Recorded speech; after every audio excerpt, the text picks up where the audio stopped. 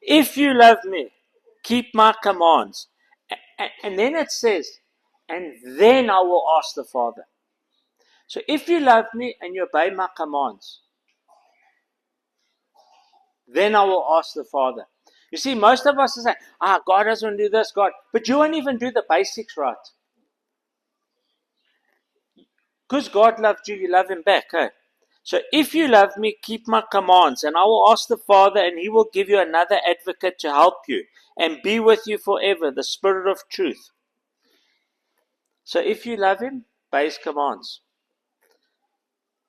So that would be obedience. Because if you obey his commands, you're obedient, right? What's the opposite of obedience? Huh? Maybe rebellion. Because if I'm obedient, but if I rebel against. But I like the way you guys think. You have got creativity. Disobedience is. But you're still using obedience. The opposite to me is rebellion. So, let's go to 1 Samuel and see what it says about rebellion. Just because you asked. 1 Samuel 15:23. For rebellion is like the sin of divination or witchcraft. Doing the opposite of what God says is like the sin of witchcraft, or is as the sin of witchcraft. Because when Satan rebelled against God, what was that? Rebellion. So it says, for rebellion is like the sin of divination or witchcraft, and arrogance like the evil of idolatry. Because you have rejected the word of the Lord, he has rejected you as king. That's what he said to Saul. Because you were disobedient, I'm using that word disobedient or rebellious to what I asked you to do, I see it the same as I would see someone who's doing witchcraft.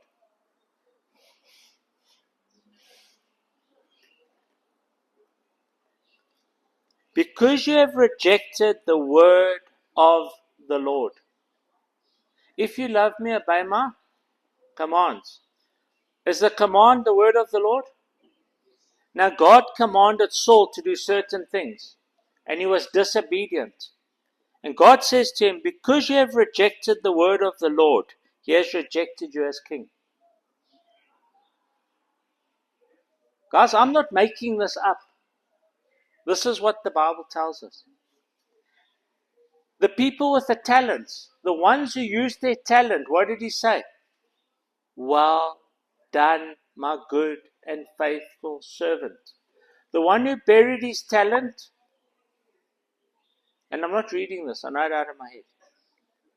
Because God had to use it a few times on me, You wicked, lazy servant. You should have rather invested it with the bankers and got some form of interest. Instead, you just buried what I gave you. You see, God holds us accountable with what he gives us. He's given us his word. He's given us a talent. He's given us an ability. You got to choose what you're going to use it for.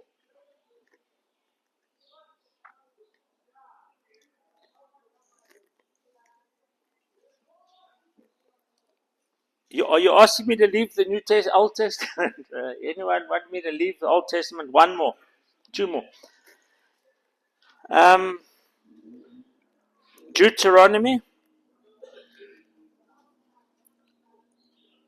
28. Now just listen to this if you obey the Lord. If you fully obey the Lord your God and carefully follow all his commands I give you today, the Lord your God will set you high above all the nations on the earth. All these blessings will come on you and accompany you if you obey the Lord your God. You will be blessed in the city and blessed in the country. The fruit of your womb will be blessed, and the crops of your land and the young of your livestock. the calves of your herds and the lambs of your flocks. Your baskets and your kneading troughs will be blessed. You will be blessed when you come in and blessed when you go out. The Lord will grant that the enemies who rise up against you will be defeated before you.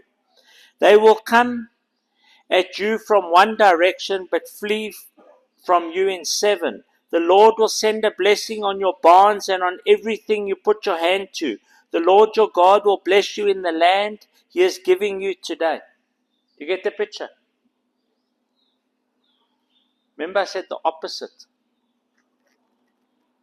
I'm just going to go down a bit. The curse of disobedience. However, if you do not obey the Lord your God and do not carefully follow all His commands and decrees I give you today, all these curses will come on you and overtake you. You will be cursed in the city and cursed in the country. Your baskets and your kneading troughs will be cursed. The fruit of your womb will be cursed. The crops of your land and the calves of your herds and the lambs of your flocks will be cursed when you come in and cursed when you go out. The Lord will send on you curses, confusion, and rebuking everything you put your hand to, until you are destroyed and come to sudden ruin, because of the evil you have done in forsaking Him. Guys, we've got to understand there's two kingdoms out there. There's only two kingdoms. You're either in God's kingdom or you're not. When you're not in God's kingdom, you move out of His covering. Guess what comes upon you? But take the first one, you will be blessed. Your baskets will overflow. God's going to be good to you when you speak to Him. But when we're outside of God's thing, what happens? John the Baptist was speaking, he says, you brood of vipers, you perverse, wicked generation, speaking to the Pharisees. Other people, they were repenting and coming to God. See, there's only two options. Now, why I'm speaking about this today, many of us are living under something we shouldn't live. God wanted to take us out of slavery and put us in the promises. But we're stuck somewhere in that desert.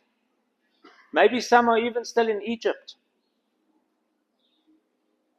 I can see people who've crossed over, and I can see people who are still in the desert. Exodus 34. I'm getting out the Old Testament soon.